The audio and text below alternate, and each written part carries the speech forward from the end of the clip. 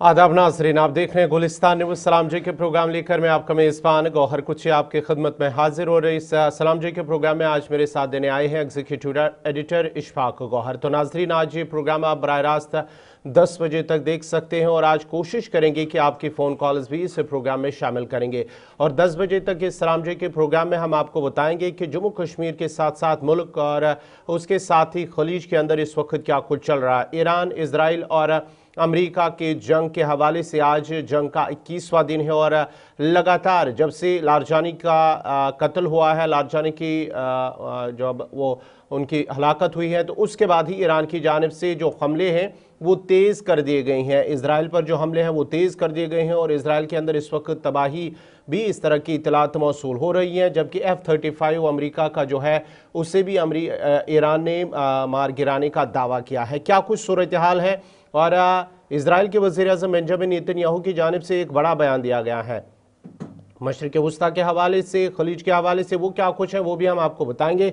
उसके साथ साथ ही आज जुम्मतुल विदा है और कल ईद उल फितर है। इस सिलसिले में भी क्या कुछ तैयारियां जम्मू कश्मीर के अंदर है, मुल्क के अंदर क्या कुछ तैयारियां हैं। और उसके साथ साथ ही आज नवरोज़ का नवरात्रा का आज दूसरा दिन है और आज दूसरे दिन भी क्या कुछ तैयारियां हैं। मंदिरों में सुबह सुबह अकीदतमंद वो बड़े जोश खरोश के साथ नजर आ रहे हैं। उसके अलावा कुछ और अहम खबरें हैं पाकिस्तान और अफगानिस्तान के हवाले से, जहां पर उन्होंने फिलहाल ईद के मौके पर जंगबंदी का ऐलान दोनों तरफ से हुआ है। उस हवाले से क्या अपडेट है वो भी हम आपको बताएंगे, लेकिन उससे पहले हम तारीख पे भी नजर डालें कि आज 20 मार्च है और 20 मार्च को मुल्की और आलमी सतह पर क्या कुछ हुआ है वो हम आपको बताएंगे। उसके बाद ही खबरों का पिटारा खोलेंगे। और आज 20 मार्च को मुल्की और आलमी सतह पर 1351 में दिल्ली के सुल्तान मोहम्मद बिन तुगलक की मौत हुई है, वो आज ही का दिन था। और आज ही के दिन 20 मार्च 1602 में United Dutch east India company का क़याम अमल में आया है, वो आज ही का दिन था। और आज ही के दिन 20 मार्च 1760 में अमेरिका के बोस्टन में भयानक आग से 339 इमारतें जलकर राख हो गई, वो आज ही का दिन था। और आज ही के दिन 20 मार्च साल 1814 में प्रिंस विलियम फेडरिक हॉलैंड के हुक्मरान बने, वो आज ही का दिन था। और आज ही के दिन 20 मार्च साल 1920 में लंदन से जनूबी अफ्रीका के दरमियान पहली फिजाई सर्विस का आगाज हुआ है। और आज ही के दिन 20 मार्च साल 1956 में ट्यूनिस को फ्रांस से आज़ादी मिली, वो आज ही का दिन था। और आज ही के दिन साल 1956 में सोवियत यूनियन ने जौहरी तजुर्बा किया। और 20 मार्च साल 1952 में अमेरिकी पार्लियामेंट ने जापान के साथ अमन समझौते को मंजूरी दी है, वो आज ही का दिन था। और आज ही के दिन साल 1977 में वज़ीर आज़म इंदिरा गांधी को लोकसभा इंतखाबात में शिकस्त हुई है, वो आज ही का दिन था। और आज ही के दिन साल 1990 में नसब शब में नमीबिया की आज़ादी का ऐलान हुआ है, वो आज ही का दिन था। और आज ही के दिन 20 मार्च साल 1991 में बेगम खालिदा जिया बांग्लादेश की सदर मुंतखब हुई है, वो आज ही का दिन था। और आज ही के दिन साल 1994 में पाकिस्तान ने मुंबई में अपना कौंसल खाना बंद कर दिया था, वो आज ही का दिन था। तो नाजरीन, ये थी तारीख में आज के दिन के हवाले से, यानी आज मुल्की और आलमी सतह पर 20 मार्च को क्या कुछ हुआ है वो हमने आपको बताया है।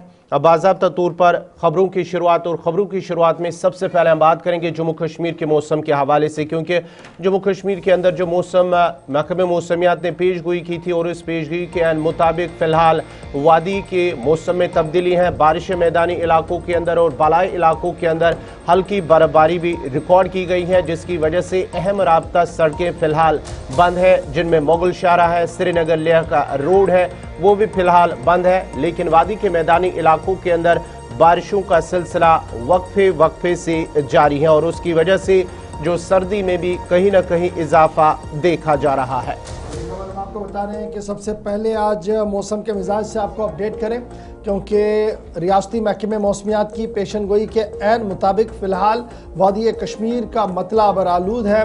जम्मू सूबे के मुतअद्दिद इलाकों से भी इतलात और ख़बर यही है कि मतला अबरालूद है। कल पूरे दिन वक्फे से मैदानी इलाकों के अंदर बारिशों का सिलसिला जारी रहा, वहीं पर पहाड़ी इलाकों के अंदर हल्की से दरमियाना दर्जे की बर्फबारी रिकॉर्ड की गई है। और इब्तदाई रिपोर्ट्स के मुताबिक आज 5वां दिन है जी मुसलसल बारिशों का, और मुसलसल ये बारिशें जो वक्फे वक्फे से चल रही हैं मुख्तलिफ मकामात पर जो बारिशों का सिलसिला है, इससे मौसम में कदरे तब्दीली आई है। और एक बार फिर जो रियासती महकमे मौसमियात हैं उनकी तरफ से जो पेशन गोई की गई है उसके मुताबिक 21 मार्च तक ये सिलसिला जो है वो इसी तरीके से चलेगा, यानी आज का दिन भी इसी तरीके से होगा। और कल बाद दोपहर के बाद यानी कल जब रोज़े ईद होगी उसके फ़ौरन बाद नमाज के फ़ौरन बाद थोड़ा सा बेहतरी के आसार हो सकते हैं, लेकिन सुबह कल भी इसी तरीके का मौसम रहेगा। बूंदाबांदी, बारिशों और बर्फ़बारी का सिलसिला जारी रहेगा। श्रीनगर, करगिल, शाहरा, SSG रोड जिसे आप कहते हैं, मुगल रोड पर राजदान टॉप, सिंधन टॉप, यहाँ पर दोबारा जब बर्फ़बारी हुई तो फिसलन की वजह से इंतज़ामिया ने एहतियातन गाड़ियों की आवाजाही पर ब्रेक लगा दी है। और ट्रैफिक मूवमेंट जब आप श्रीनगर जम्मू कौमी शाहरा की देखते हैं, यहाँ पर मुसलसल ट्रैफिक जो है वो चल रहा है, बिला खलल ट्रैफिक चल रहा है। ताहम इतलात और ख़बर यह है कि श्रीनगर के अंदर दर्जा हरारत में कदरे बेहतरी हुई है, 9.5 डिग्री सेल्सियस रिकॉर्ड किया गया है। और इसके साथ साथ काजीगुंड और कुपवारा की जब आप बात करेंगे तो यहाँ पर 9.4, पहलगाम के अंदर भी तकरीबन 7 डिग्री के आसपास जो है वो रिकॉर्ड किया गया है दर्जा हरारत। जब आप जम्मू सूबे में आएंगे तो यहाँ गर्मी की शिद्दत जो थी वो आहिस्ता आहिस्ता बढ़ती थी, लेकिन अब इतलात और ख़बर यह है जो बारिशें गुज़श्ता 24 घंटों के दौरान हुई है इसमें दर्जा हरारत कोई 19 या 20 डिग्री के आसपास चला है। बानिहाल, बचोट और भद्रवाह में भी दर्जा हरारत में नुमाया कमी जो है वो देखने को मिल रही है। मरकज़ी और रियासती महकमे मौसमियात ने 21 तारीख तक मतलब और आलूद और फिर 21 के बाद 25 तक बेहतरी के आसार और फिर एक बार फिर ये सिलसिला जो है मगरिबी हवाओं का हो सकता है। और इस तरीके से ये पूरा महीना वक्फे वक्फे से बारिशें और बर्फ़बारी के बीच जो है वो निकल सकता है। आपने अगर सफ़र करना है, बागात के अंदर काम करना है, खेत के अंदर काम करना है तो आप अकॉर्डिंगली ट्रैफिक एडवाइजरी के तहत जो है वो काम करिए। ताज़ा तस्वीरें जो है वो श्रीनगर जम्मू कौमी शाहरा से लेकर दीगर इलाकों की हैं जहाँ पर इस वक्त भी हल्की से दरमियाना दर्जे की बारिशों का सिलसिला लगातार जारी है। सीधे श्रीनगर सईद इरफान फाजिल हमारे साथ है। सईद, बहुत शुक्रिया जी ज्वाइन करने के लिए। ईद की आमद है, आज अरफा भी है, आज जुम्मतुल वदा भी है। सबसे पहले जानना चाहेंगे कि मौसम का मिजाज शहर श्रीनगर का, क्योंकि कल हमने देखा कि वक्फे वक्फे से बारिशों का सिलसिला चला, कभी बहुत तेज़ बारिशें हुई, कभी हल्की बारिशें हुई। और मैदानी इलाकों के बाद जब हम पहाड़ी इलाकों की ओर आए, एंटायर नॉर्थ कुपवारा के ऊपर वाले टॉप्स की बात करें या गुलमर्ग वाले टॉप की बात करें, बडगाम के टॉप की बात करें, तो वहाँ पर हल्की से दरमियाना दर्जे की बर्फबारी कल पूरे दिन देखने को मिली। आज मौसम का मिजाज इस वक्त क्या कुछ कह रहा है? बहुत बहुत शुक्रिया। सुबह बखैर गवर साहब, सलाम अलैकुम। गवर कुचे साहब, सलाम अलैकुम। जहां तक मौसम को लेकर बात करेंगे, मौसम के साथ साथ जी हाँ, बाउंस बैक ट्रैक, यानी मैं ये कह सकता हूं कि जब हम पिछले तकरीबन 2 हफ्तों की पहले बात करेंगे, एक ऐसी धूप देखने को मिल रही थी, ऐसी गर्मी देखने को मिल रही थी, लग नहीं रहा था कि उस वक्त हम फरवरी या मार्च के माह में हैं। मगर सब लोग यही दुआ कर रहे थे अल्लाह बारी ताला से कि एटलीस्ट, क्योंकि इस तरह की गर्मी जो है आने वाले टाइम में बड़ा बुरा साबित हो सकती है, पानी की किल्लत रह सकती है, बाग बगीचे ठीक नहीं रहेंगे। मगर अल्लाह ताला ने शुक्र है कि अल्लाह ताला का लाख लाख शुक्र है कि बारिशें हुई और मौसम ने करवट ली। और मौसम के साथ साथ बर्फबारी और बारिशों के साथ साथ हम देख रहे हैं कि मैदानी इलाकों में भी पिछले 3-4 दिनों से लगातार बारिशें हो रही है। और कल से हमने देखा तेज, जी हाँ, बारिशें शहर श्रीनगर में भी रही, एक्सट्रीम लेवल ऑफ रेन रहा और रात भर ये सिलसिला आज भी जारी रहा। और आज जहां तक मौसमी महकमियात का ताल्लुक है, आज भी मौसमी महकमियात ने कहा है कि आज जी हाँ, अच्छी खासी बारिशें दिन में रहेंगी, जिसका इम्पैक्ट लेट इवनिंग आवर्स तक रहेगा।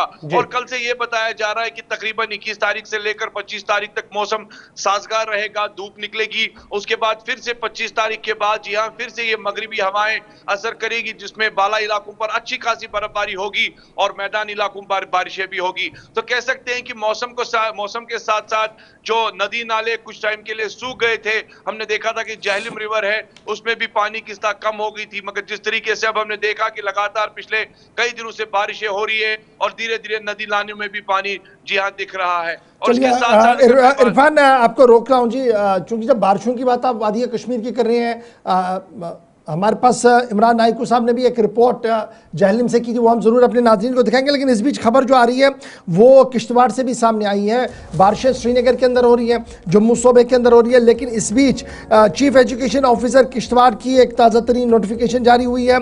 और इतलात और ख़बरों के मुताबिक जो मौसम का मिजाज बदला हुआ है, रास्तों पर बहुत ज़्यादा फिसलन है, शूटिंग स्टोन्स का ख़तरा है। और इन तमाम चीज़ों को देखते हुए डिप्टी कमिश्नर किश्तवाड़ के हिदायत पर जो आज तमाम तालीमी इदारे जो प्राइवेट है और गवर्नमेंट है डिस्ट्रिक्ट किश्तवाड़ के, वो आज बंद रहेंगे जी। 20 मार्च सन 2026 को ऑल कंसर्न जितने भी इसके साथ हैं उन्हें डायरेक्ट किया गया है कि इंश्योर किया जाए कि आज तमाम तालीमी इदारे ज़िला किश्तवाड़ के बंद रहेंगे। मूसलाधार बारिशें, फिसलन और जो सूरत हाल बन रही है उसके पेश नज़र ये बड़ी खबर इस वक्त किश्तवाड़ से सामने आई है, जहां पर आज तमाम स्कूल्स को बंद रखने का हुक्मनामा थोड़ी देर पहले चीफ एजुकेशन ऑफिसर किश्तवाड़ की तरफ से जारी किया गया है।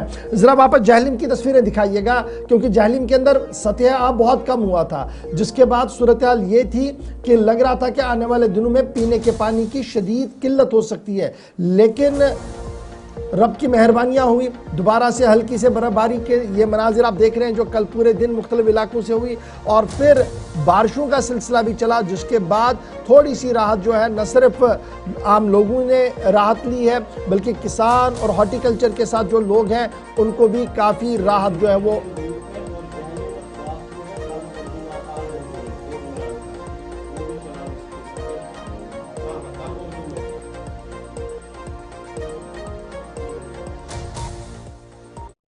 चले कि जिस तरह से जम्मू कश्मीर के मौसम में काफ़ी तब्दीली नज़र आई है। पहाड़ी इलाकों के अंदर जो बर्फबारी हुई है और उसके साथ साथ ही मैदानी इलाकों के अंदर लगातार बारिशों का सिलसिला जारी है, और आज भी ये दिन भर ये बारिशों का सिलसिला जारी रहेगा। उसकी वजह से जो लगातार बारिशें हुई हैं तो जम्मू कश्मीर के अंदर जो आबी ज़खायर है उसमें भी कहीं ना कहीं इजाफा जो देखा जा रहा है। पानी की जो लेवल है, सतह है, उसमें इजाफा ये दरिया झेलम जिसमें बहुत ज़्यादा कमी हुई थी पानी की सतह में, लेकिन अब आहिस्ता आहिस्ता इसमें भी इजाफा देखा जा रहा है। इस सिलसिले में गुलिस्तान न्यूज़ नुमाइंदा इमरान नायकू ने जहलिम के पास ही वहां जाकर इस हवाले से एक रिपोर्ट तैयार की है। क्या कुछ है पहले वो देखते हैं, उसके बाद आगे बढ़ते हैं। ये कश्मीर में गुज़िश्ता कई रोज से मूसलाधार बारिशों का सिलसिला जारी है। बारिशों के साथ ही न सिर्फ दरियाए जहलिम बल्कि दीगर आबी ज़खायर में पानी में हल्का सा इजाफा देखने को मिल रहा है। हम इस वक्त दरियाए जहलिम के बिल्कुल किनारे पर मौजूद हैं और ये वो स्पॉट है जहां पर पानी हुआ करता था, क्योंकि ये दरियाए जहलिम का कोर पोर्शन है। ताहम मुसलसल ड्राइनेस की वजह से ये पूरा पोर्शन यहाँ से ड्राई हो चुका है और पानी की सतह बहुत कम हुई है। ताहम गुज़िश्ता कई रोज़ से जो बारिशें वादी कश्मीर में जारी है उसके बाद कहीं ना कहीं पानी में हल्का सा इजाफा हुआ है। न सिर्फ दरियाए जहलिम में बल्कि मुख्तलिफ जो वाटर बॉडीज़ है उनमें भी इसी तरीके की हल्का सा पानी में इजाफा देखने को मिल रहा है। इस पानी के साथ ही या इस बारिश के बाद कहीं ना कहीं न सिर्फ आम लोगों ने बल्कि ख़ासकर जो दरियाए जहलिम के साथ वाबस्ता लोग हैं जिनका रोज़गार यहाँ से वाबस्ता, और बिलखुसूस अगर किसानों की बात करें तो उन्होंने राहत की सांस ली है। वहीं महकमे मौसमियात की पेशन गोई के मुताबिक वादी भर में 20 मार्च तक इसी तरह से मौसमी सूरत हाल रहेगी और इसी तरीके से ये तो मौसम का मिजाज था और उम्मीद ये है कि जनाब बेहतरी होगी, थोड़ा सा पानी में इजाफा होगा ताकि आने वाले दिनों में हॉर्टिकल्चर, एग्रीकल्चर और आम लोगों को गोनागो मुश्किलात से दो चार ना होना पड़े। इसके बाद बढ़ते हैं जी आगे। जरा आग की हौलनाक वारदात हुई है। रात 11:30 बजे का इंसिडेंट है जहां पर कीरू पावर प्रोजेक्ट के पास आग की हौलनाक वारदात हुई है। जिला किश्तवाड़ से एक और अहम और बड़ी खबर इस वक्त सामने आ रही है कि रात देर गए पटेल इंजीनियरिंग वर्क्स के अंदर जो कॉलोनी बनाई गई है कीरू साइट के पास, वहां पर आग की हौलनाक वारदात हुई है और इस आग की हौलनाक वारदात ने आनन फानन में आसपास के तमाम इलाके को अपने लपेटे में लिया है। ताहम इब्तदाई रिपोर्ट्स के मुताबिक किसी भी वर्कर के मारे जाने की कोई भी खबर नहीं है। तमाम वर्कर सेफ है, कोई भी इस तरीके की हलाकत की खबर नहीं है। माइनर इंजरीज की थोड़ी बहुत खबर कहीं पर आई थी, लेकिन उसके बाद भी इसकी तस्दीक हुई कि ऑल इज़ वेल है। आग को तकरीबन 40-45 मिनट की मशक्क़त के बाद थोड़ा सा कंट्रोल किया गया और सुबह होते होते तमाम सूरत हाल जो थी वो कंट्रोल में की गई थी। तो ये बड़ी खबर इस वक्त सामने आ रही है जी। रात देर गए कीरू पावर प्रोजेक्ट की साइट के बिल्कुल पास में ये पटेल इंजीनियरिंग है जहाँ पर कॉलोनी वर्कर्स कॉलोनी है, वहाँ पर आग नमूदार हुई थी, जिसके बाद इस पर काबू करने की कोशिश की गई। 11:30 बजे रात का ये इंसिडेंट हुआ है और तकरीबन 1 बजे के आसपास भी फायर एंड इमरजेंसी डिपार्टमेंट और दीगर लोग जो थे वो वहाँ पर मौजूद थे, जिन्होंने वहाँ पहले इंश्योर किया कि अब आगे ये नहीं हो, आग नहीं फैले और जो सूरत हाल है उसे मुकम्मल तौर पर कंट्रोल किया। अब्बास हमारे साथ किश्तवाड़ से ज्वाइन करेंगे। अब्बास, बहुत शुक्रिया जी ज्वाइन करने के लिए। जब हम किश्तवाड़ की बात करते हैं तो बैक टू बैक कई मकामात से इस तरीके की खबरें आ रही हैं कि आग लग रही है और कई बार हमने देखा कि बहुत भयानक आग लगी है। अब एक बार फिर कीरू पावर प्रोजेक्ट के पास से आग लगने की इतला, तस्वीर हमारे सामने है। लेटेस्ट डिटेल्स आपके पास क्या है? जी सर, ये कीरू पावर प्रोजेक्ट जिसको पटेल इंजीनियरिंग जो है ये बना रही है, तो उसकी जो वर्कर कॉलोनी है उसमें ये आग लगी है रात को 11:30 बजे के करीब में। और इस आग की चपेट में वहाँ के जो वर्कर कॉलोनी के जो 6 रूम थे वो चपेट में आ गए और आग की वजह से वो पूरी तरह से जल गए हैं। उसके बाद इसके काफी मशक्कत करने की पड़ी इसके ऊपर और इसके तकरीबन 1 घंटे के अंदर इसको काबू में कर लिया गया। फायर एंड इमरजेंसी सर्विस जो किश्तवाड़ में थी उसको भी एक्टिव किया गया और वो भी वहां पे पहुंचे हैं और जो लोकल थे उन्होंने भी इसमें काफी मदद की है और इसको आग पर काबू पाया गया है। अब्बास, जरा ये बताएगा क्या इसकी कोई वजूहात, क्या इस हवाले से कोई तफसीलात सामने आई कि आखिर आग की वजह क्या रही है? सर, ये आग की वजह आप देखेंगे कि पिछले 10 दिन के अंदर ये तीसरी वाकया है किश्तवाड़ के अंदर और इसमें अभी तक जो पहले 2 जले हैं उसकी भी कोई वजूहात नहीं पता चली है कि आग की क्या लगने की क्या वजूहात थी और इसमें भी अभी तक ये कोई पता नहीं है। लेकिन इसके ऊपर भी एक FIR लिख ली गई है और इसकी भी इंक्वायरी शुरू कर दी गई है।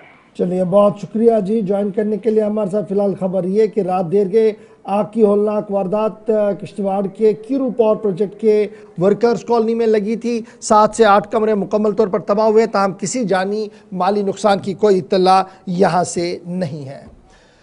चलिए जनाब, ये तो थी बात आग की वारदात की, लेकिन ज़रा बात नवरात्राओं की भी करते हैं। और आज नवरात्रा का दूसरा दिन है। आज भी मुसलसल हज़ारों की तादाद में लोग सुबह बाहर आए, मंदिरों के बाहर जमा हुए। बरसती बारिश के बावजूद भी कटरा के आसपास के इलाके के अंदर समात देखने वाला है, क्योंकि बड़ी खबर हम आपको बता रहे हैं कि श्री माता वैष्णो देवी के दरबार में आज दूसरा दिन था नवरात्रों के हवाले से। और आज भी हज़ारों की तादाद में लोग सुबह दर्शन के लिए पहुंचे थे और यह सिलसिला लगातार जारी है। लेफ्टिनेंट गवर्नर मनोज सिन्हा आज खुद इन तमाम हालात का जायजा भी ले रहे थे। खुद भी उन्होंने जम्मू के अंदर कल खुसूसी पूजा पाठ में हिस्सा लिया था। यात्रा ऐसा तरीके से चल रही है, सिक्योरिटी के माकूल इंतजामात किए गए हैं और क्राउड मैनेजमेंट के लिए न सिर्फ श्राइन बोर्ड मुतहरिक हुआ है बल्कि मकामी तौर रजाकारों ने भी इन तमाम मामलों को देखते हुए ऐसा तरीके से यात्रा हो, इस ज़मीन में तमाम तैयारियां की गई। इब्तदाई तौर पर कल पूरे दिन तकरीबन 15,000 से ज़्यादा ज़ायरीन जो है वो वहाँ पर पहुँचे और त्रिकुटा हिल्स पर जय माता दी के नारों के बीच भवन तक पहुँचे, जहाँ पर उन्होंने कल जब नवरात्रा का पहला दिन था तो उसमें हिस्सा लिया है। और इत्तलात और ख़बर यह है कि जम्मू में जहां आज मुख्तलिफ मंदिरों के अंदर सुबह सुबह पूजा पाठ के एहतमाम किया गया था, वहीं पर इधर वैष्णो देवी के अंदर भी आज नवरात्रा के दूसरे दिन पर खुसूसी इंतजामात किए गए हैं। लेफ्टिनेंट गवर्नर ने अपने सोशल मीडिया हैंडल पर भी श्री माता वैष्णो देवी दरबार में आने वाले लोगों को खुशामदीद कहा है और ये साफ किया है कि तमाम तर सहूलियतें जो है वो वहाँ पर रखी गई हैं। CCTV सर्विलेंस लगाया गया है।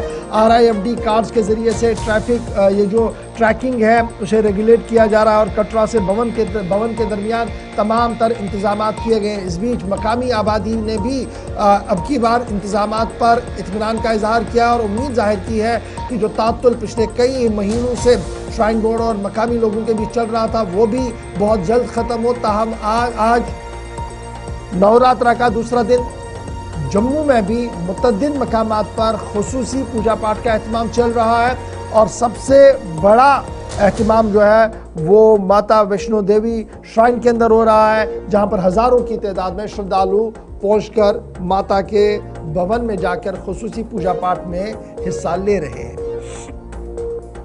चलिए नाज़रीन, ये थी नवरात्रा के हवाले से। अब ज़रा बढ़ते हैं आगे बात ज़रा अब जम्मू कश्मीर के अंदर, क्योंकि कल ईद उल फितर है और ईद उल फितर के सिलसिले में जो तैयारियां हैं वो ज़ोर शोर से जारी हैं और ख़रीदारी भी आवाम की जानिब से, लोगों की जानिब से की जा रही है। और गुज़िश्ता चंद दिनों के दौरान अगर हम जम्मू कश्मीर में बात करेंगे तो जम्मू कश्मीर में ईद उल फितर की खरीदारी के लिए तकरीबन जम्मू कश्मीर बैंक से 8,393 करोड़ रुपए जो है उसका लेन देन हुआ है। और सबसे ज़्यादा जो लेन देन है वो यूपीआई की जानिब से जो लेन देन हुआ है, यानी कि ट्रांजैक्शन यूपीआई के ज़रिए तकरीबन 4 करोड़ हुई है। और एमपे के साथ जो ट्रांजैक्शन हुई है तकरीबन 1.7 करोड़ ट्रांजैक्शन जो है वो हुई है एमपीए से। और एटीएम के ज़रिए जो कैश निकाला गया है तकरीबन 15 लाख ट्रांजैक्शन हुई हैं एटीएम के ज़रिए। और उसके साथ साथ ही ई बैंकिंग ट्रांजैक्शन तकरीबन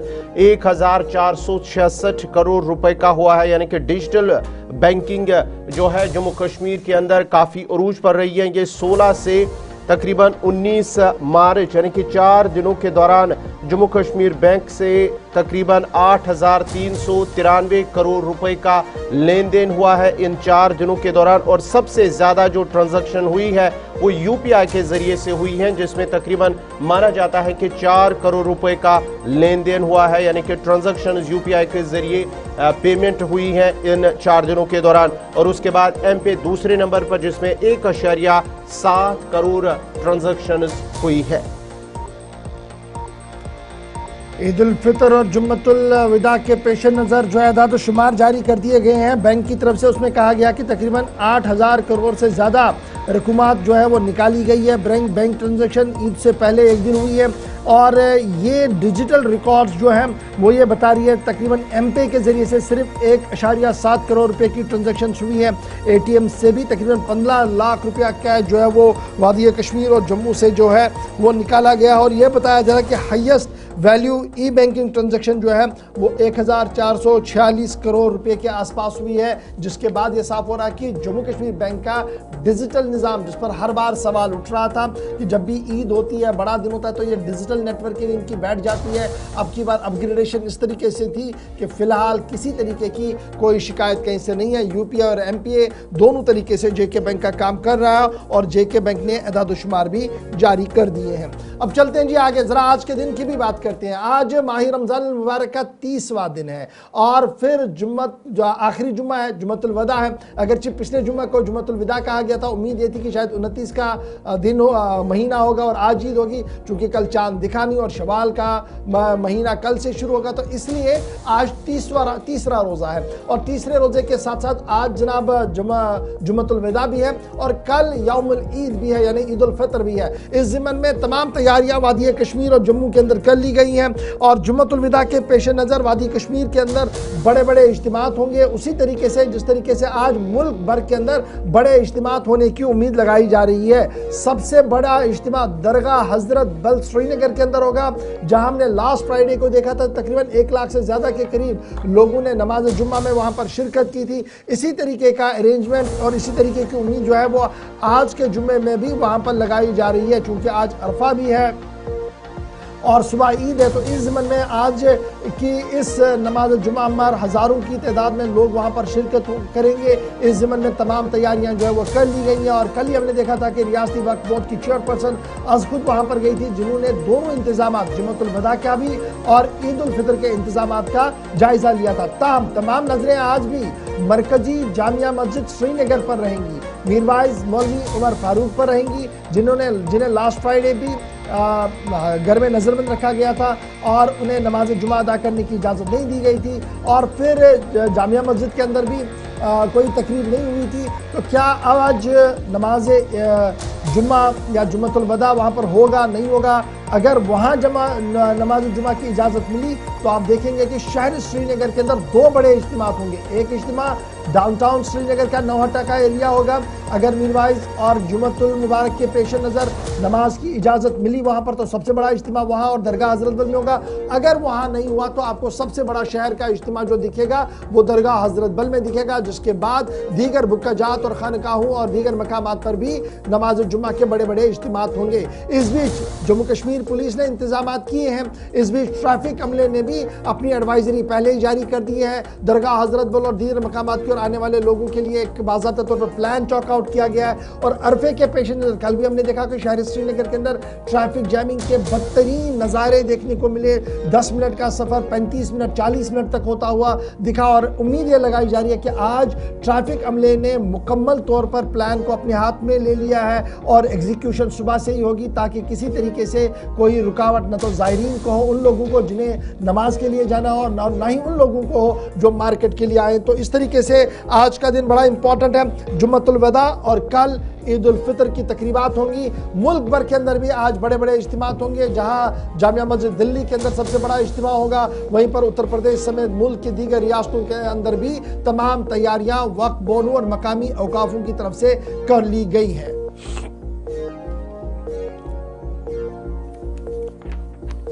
तो चलिए नाजरीन, ये थी जुम्मतुल विदा के हवाले से खबर। अब जरा बढ़ते हैं आगे, बाद जरा बात सिक्किम शोरा की भी करते हैं। अब वहां पर भर्तियों का अमल बहुत ही जल्द शुरू होगा। तकरीबन 1100 जो है असामियां वो फिल की जाएगी। Jammu Kashmir public service commission और उसके साथ साथ ही जो है जम्मू कश्मीर SSB की JK SSB की जानिब से अब उनसे रुजू कर दिया गया है। सिक्किम शोरा के अंदर जो 1100 असामियां हैं उनकी भर्ती अमल में लाई जाएगी और Jammu Kashmir service selection board और उसके साथ साथ ही Jammu Kashmir public service commission से इस हवाले से रुजू कर दिया गया है। बड़ी और अहम खबर आपको बताते चले कि जिस तरह से डायरेक्टर सिक्किमर्स की जानिब से डॉक्टर अशरफ ग्राय उनकी जानिब से कहा जा रहा है कि ये जो इकदाम है, ये जो कदम उठाया गया है, क्योंकि सिक्किम शोरा के अंदर जो मरीज़ों का रश रहता है और उसके साथ साथ ही जो इलाज मुआवजे के लिए जो ताख़ीर होती है उसको कम करने के लिए और उसको एड्रेस करने के लिए ये ज़रूरी है कि जो खाली पड़ी असामियाँ हैं उनको फिल किया जाए, पूरा किया जाए, ताकि जो आने वाले मरीज़ों को उन्हें वक्त पर इलाज मुआवजा फराहम हो सके और उसके साथ साथ ही जो रश है और वो कम किया जा सके। बड़ी खबर Sher Kashmir institute of medical sciences Soura के हवाले से, जहां पर इतलात और खबर यह है कि रिक्रूटमेंट प्रोसेस को तेज कर दिया गया है। असामियों को पुर करने के हवाले से भर्ती एजेंसियों को कह दिया गया है और जब यह मुकम्मल होगा तो उसके बाद क्या होगा, डबल शिफ्ट में काम होगा। ये बताया गया कि जनाब OPD भी डबल शिफ्ट में चलेगा और ऑपरेशन थिएटर जो हैं उन्हें भी मजीद बेहतर बनाया जाएगा जब हमारे पास स्टाफ आएगा पूरा। ये डायरेक्टर सिक्किम्स की तरफ से साफ कर दिया गया है। इस बीच मेजर इंफ्रास्ट्रक्चर ओवरहॉल की भी बात सामने रखी गई और कहा गया कि कमोबेश 40 करोड़ रुपए के जो चीज़ें हैं वो सिक्किम शोरा को मिली हैं, जिसके बाद हाई एंड इक्विपमेंट्स और दीगर चीज़ों का इस्तेमाल अब सिक्किम शोरा के अंदर किया जाएगा। पिछले कई महीनों से मुख्तलिफ खबरें सामने आ रही थी टेस्टिंग को लेकर, दवाइयों को लेकर। अब यह कहा जा रहा कि भर्ती अमल भी तेज़ होगा और हुकूमती इदारों की तरफ से ग्रांट इन एड भी मिला है, जिसके बाद इस इदारे को मजीद बेहतर बनाने के लिए इक़दाम जो है वो तेज़ कर दिए गए हैं। ये तो थी बात जनाब भर्ती की। भर्ती कब होगी, कब बेहतरी होगी, उसके लिए हमें थोड़ा सा इंतजार करना होगा। लेकिन चलते हैं आगे, जरा बात आपको बताते हैं उन तलबा की जो बैरून मुल्क है और तीसरे मुल्क के अंदर वो इस वक्त बैठे हुए हैं, जहां इंतजार में है कि उन्हें फसाद ज़दा और जंग ज़दा इलाके से घर की रवानगी कब होगी। आर्मीनिया आपको लिए चलेंगे, जहां पर तकरीबन 200 के करीब कश्मीरी तलबा जो ईरान के अंदर ज़ेर तालीम थे आर्मीनिया पहुंचे और अब उन्हें वतन वापस लाना है, इस ज़िमन में वो इंतज़ार में है। इतलात और ख़बर यह है कि तकरीबन 200 के करीब कश्मीरी तलबा जो है वो आर्मीनिया बॉर्डर पर ईरान माफ़ कीजिएगा ईरान अज़रबैजान के बॉर्डर पर, आर्मीनिया नहीं अज़रबैजान के बॉर्डर पर है और ईरान अज़रबैजान के बॉर्डर पर पिछले कई दिनों से वो वहाँ पर है। वो वहाँ पर तशद्दुद का शिकार है और वादी कश्मीर के अंदर जो उनके वालिदैन हैं वो हुकूमती इदारों इंतज़ामिया के साथ मुकम्मल राब्ते में है कि उनकी वापसी को यकीनी बनाया जाए और इस ज़िमन में इक़दाम जो है वो किए जाएँ। तलबा को 2-3 मसाइल इस वक्त है जो हमारे पास इत्तलात आ रही। एक ये कि फाइनेंशियल बर्डन उन पर बहुत ज़्यादा हो रहा है। जहाँ वो ईरान में थे, ईरान से अब वो अज़रबैजान चले गए हैं। पहले तो ये सफ़र था उनके लिए, फिर अज़रबैजान में रुकना, तौम और दीगर चीज़ों का अहतमाम करना, ये एक परेशानी बन रही है। दूसरा, उनकी तरफ से जो फ़्लाइट्स बुक की गई थी, अब वो जब टाइम पर नहीं निकल रहे तो वो फ़्लाइट्स का पैसा भी चला गया। तीसरा, हेल्थ रिस्क उनके लिए बढ़ रहा है यहाँ पर, यह भी एक बड़ी बात जो है वो कही जा रही है। 151 तलबा क्रॉस कर चुके थे अज़रबैजान को गुज़श्ता 24 घंटों के दौरान और इंतज़ामी अमूर चलाने वाले अफसरान, नई दिल्ली के अंदर जो अफसरान हैं उनका मानना है कि तमाम तर सूरत हाल को देखा जा रहा है और बहुत जल्द तमाम लोगों को, जो भारतीय शहरी वहां पर मौजूद है, उनकी घर वापसी के हवाले से इक़दाम किए जाएंगे। वज़ारत ख़ारजा MEA के तर्जुमान ने कल इस ज़िम्मन में एक डिटेल स्टेटमेंट जारी किया है। क्या कुछ कहा है, जरा इत्मीनान के साथ आप भी सुन लीजिएगा। Girl students, yes, students we have a large number of students, including girl students from Kashmir who are studying medical education in Iran. We are trying our best. We had issued an advisory. We had told everybody that before you reach the Azerbaijan border, please get in touch with the embassy so that they can help you in crossing over the border. What happens is that you reach the Iranian border is easy to cross, but you get stuck on the Azeri side. So therefore it is important that all Indian nationals who desire to make the land border crossing, they first get in touch with our embassy so that the conduct is smooth. I understand that there are some difficulties in terms of smooth flow because there are a lot of people who want to cross the several other necessities that they have, and hopefully over the days all of them will be. रणदीन Jaiswal की जानिब से कहा जा रहा है कि कश्मीरी तलबा जो है, खासकर जो गर्ल्स स्टूडेंट्स हैं, वो वहाँ पर फंसे हुए हैं ईरान के अंदर। उनकी जानिब से कहा गया है कि जो अज़रबैजान सरहद तक पहुँचने के लिए काफ़ी सारी दिक्कतें पेश आ रही हैं और उसकी वजह से उन्होंने कहा है कि पहले उन्हें वहाँ पहुँचना होगा, बॉर्डर तक पहुँचना होगा जो अज़रबैजान सरहद है, उसके बाद ही एम्बेसी से रब्ता करना होगा और उसके बाद ही जो है उन्हें वहाँ से बहिफाजत निकाला जाएगा। और उनकी जानिब से कहा जा रहा है कि वज़ारत ख़ारजा और मरकज़ी हुकूमत भी इस हवाले से काफ़ी संजीदा है और कोशिश कर रहे हैं कि जितने भी वहाँ पर जम्मू कश्मीर या मुल्क के तलबा हैं, स्टूडेंट्स हैं मुख्तलिफ यूनिवर्सिटियों के अंदर, उन्हें बहिफाजत वहाँ से निकालने की कोशिश जारी है।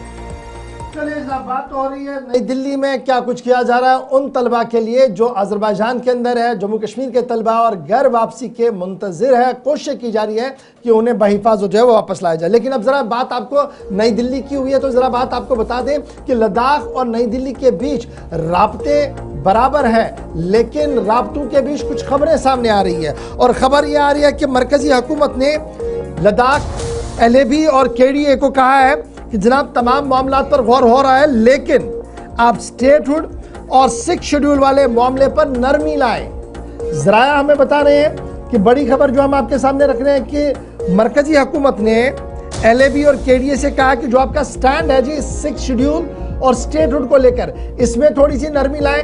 रेस्ट जितनी चीज़ें आपकी तरफ से कही जा रही हैं उनका ख्याल रखा जाएगा और स्पेशली जो नए 5 डिस्ट्रिक्ट बनाने हैं उन्हें पूरी तरह से ऑप्शनलाइज भी किया जाएगा।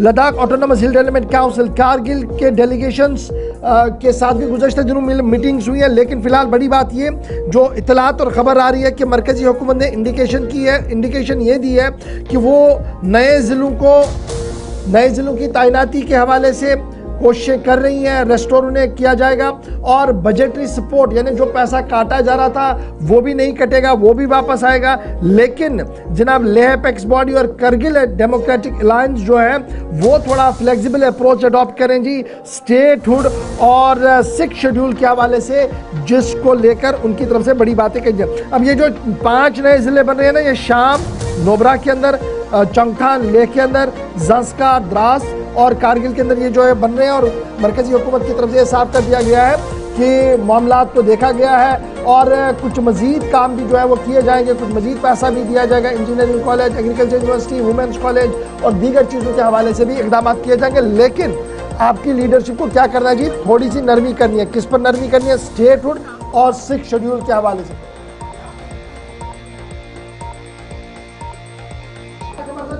लेकिन लद्दाख के हवाले से एक और अहम और बड़ी खबर यह भी है कि रात देर गए वजारत दाखिला के अंदर अहम तरीन इजलास हुआ है और मीटिंग हुई है और इस मीटिंग के दौरान लद्दाख के कुलहुम तरक्की के हवाले से बातचीत हुई है और लद्दाख के हवाले से जो बातचीत हुई है उसमें करगिल का डेलीगेशन कल वजीर दाखिला अमित शाह से मुलाकात हुआ है और बाज़ाब्ता तौर पर एक मेमोरेंडम जो है वो दिया गया है डेवलपमेंट और पॉलिटिकल एस्पिरेशंस को लेकर।